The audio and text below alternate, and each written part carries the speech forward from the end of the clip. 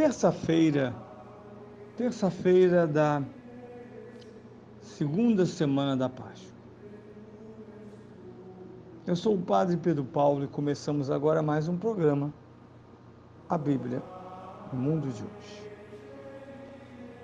Queremos, no programa de hoje, desejamos mesmo, continuar o que iniciamos na sexta-feira, o Evangelho de São João, no capítulo 20, 19 a 31.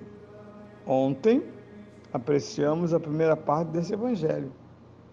No primeiro dia da semana, finalmente, a revelação da ressurreição pelo ressuscitado.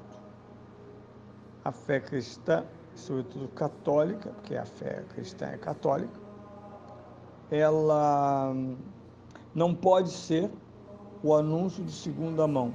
Uma mulher, um anjo, alguém, um vizinho, quem corrobora o evento do Cristo Pascal é Jesus de Nazaré glorificado. Dele virão gestos e palavras que vão, nesses 50 dias de Páscoa, enraizarem-se na alma, no coração, na vontade, na inteligência dos apóstolos. De modo que, no momento de Pentecostes, eles já estão imbuídos de uma inteligência superior, para que ninguém pense que num ato eufórico, no dia de Pentecostes, eles, como diz o povo, viram a igreja, se transformam em... As três etapas são contínuas: nascer, a vida pública, depois a Páscoa.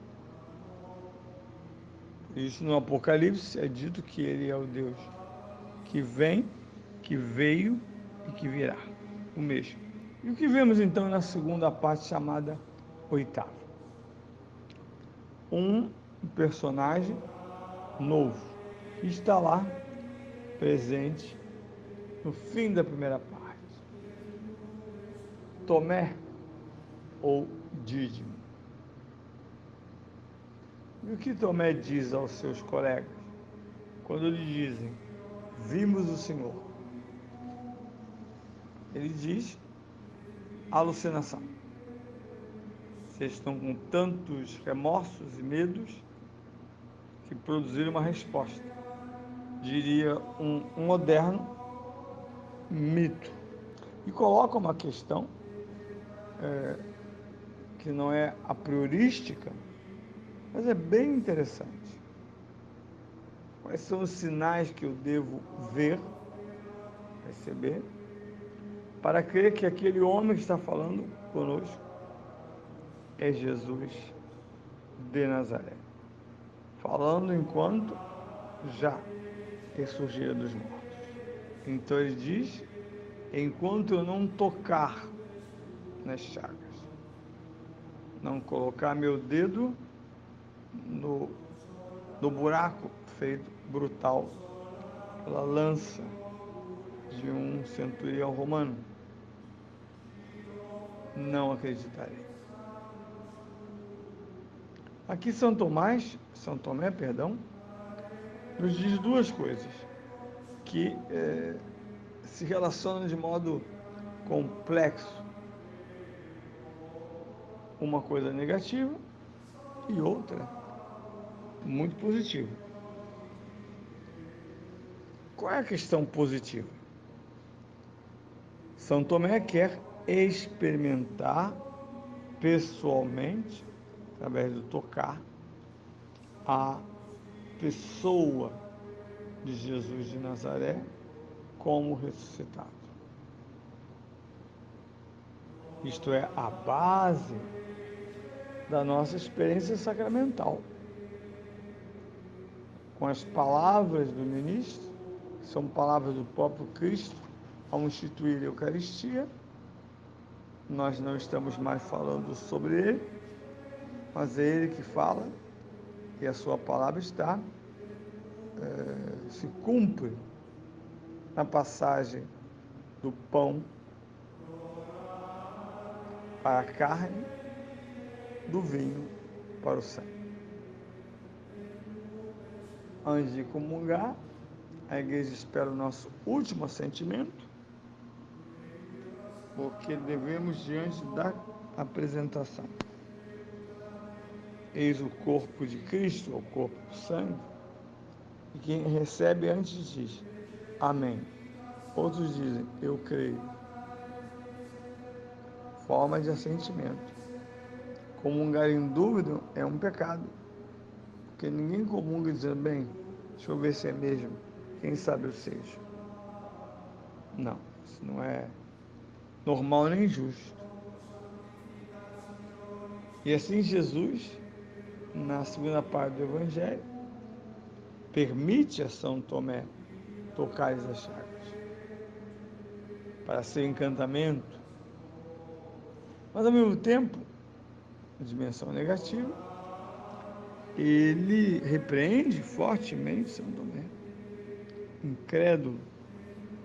Mas em que São Tomé não cria? Na igreja. Uma das marcas desse protestantismo que vem desde o século XVI é ter separado o filho da mãe, a mãe não pertence à esfera do filho, e muito menos o filho à igreja.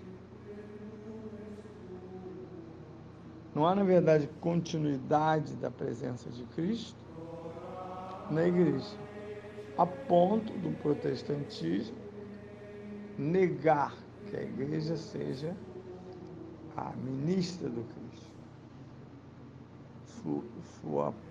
seu porta-voz age na pessoa de Cristo.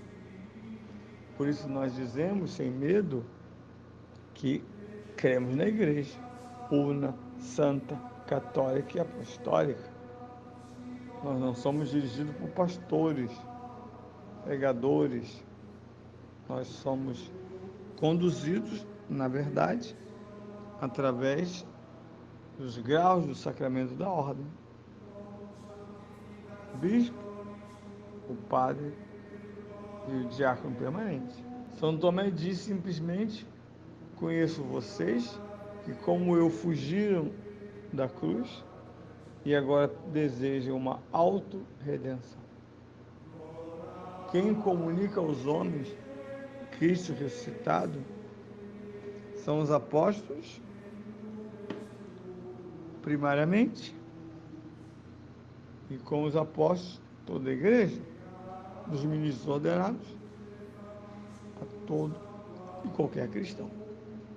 Por isso, a primeira parte, eles encontram o Cristo ressuscitado, se alegram, e na segunda parte, eles vão distinguir daqui em diante de ser um grupo de amigos de Jesus para serem de fato sua igreja, seu corpo, do qual ele é a cabeça. O fim é poético, bonito, quando ele diz muitos, ele diz, felizes os que acreditam sem terem visto. Repito, a história da igreja não é um retorno ao passado, a não ser pela tradição, pelas palavras, mas é hoje, pela graça de Deus, que isso se chama fé, nos permite cultuar, adorar, amar Cristo ressuscitado nas suas expressões humano-divinas.